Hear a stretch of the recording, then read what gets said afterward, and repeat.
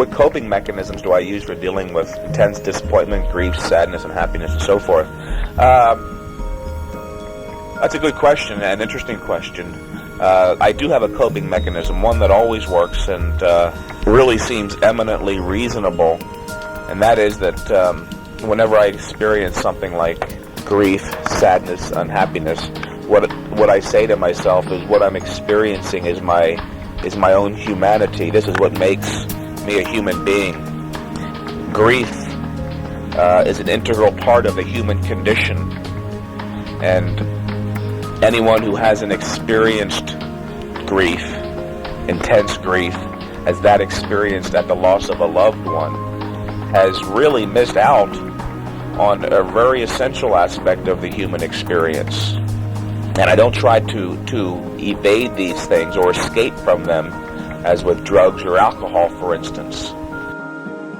But then I've always felt that I'm basically a psychologically sound individual, and there seems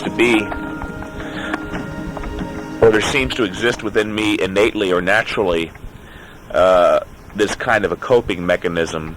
And none of these experiences that you've mentioned, intense sadness, grief, disappointment, or so forth, have ever gotten out of hand or reached a level where I felt a need to resort to unnatural escape through drugs or booze or whatever. And it seems there are many individuals like this who seem to be born with this, what I call built-in gyroscope, that never allows their psyche to go too far in any one direction. It always keeps them on a basically healthy path. I consider myself one of these individuals. And to add just one more comment about the coping mechanism that I use. I remember many, many years ago reading in an interview with a famous poet, I can't think of his name, Ginsberg, a Latin expression which was translated to the English, "Nothing human is foreign to me."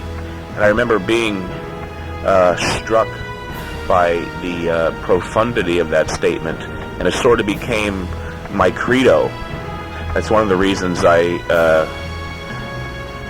gravitated to psychiatry and psychology. I felt that nothing that any human being experienced was something divorced from myself. I've always felt that I've had a certain capacity to empathize what was going on inside people. It was like I could get behind their experiences and experience what they were feeling. And that is sort of in accord with what I was just talking about earlier regarding the human experience and feeling things such as disappointment, grief, sadness, unhappiness. To not feel these things is really an abdication of our humanity, and is something we should allow ourselves to feel and not be overwhelmed by.